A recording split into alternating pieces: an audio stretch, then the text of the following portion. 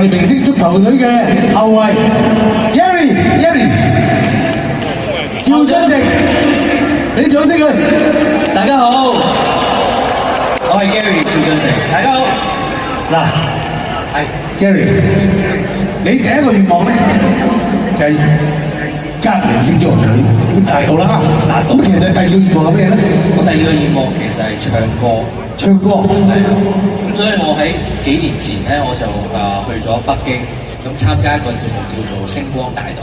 哦，央視嘅節目。咁結果咧？咁好彩咁樣俾已經對埋啲星光咪講嘢。好彩咁俾我攞到年度嘅第3名。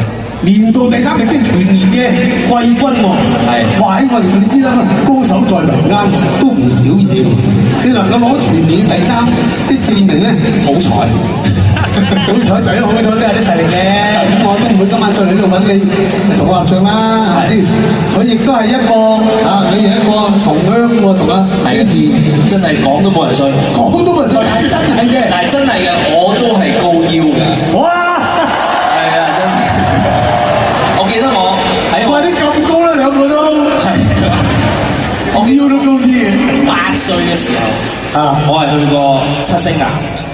8歲嗰時先去過。係啊。跟住咧有啲咩記憶啊？我記憶之中咧，嗰陣時係騎馬仔啦，同埋餵下羊仔㗎。係咪有呢啲㗎嗰陣時？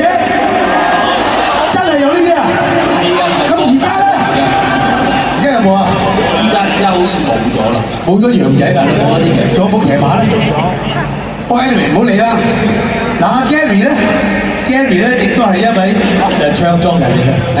咁嘅今年嘅我隻碟入邊咧有一隻歌係佢作嘅。係。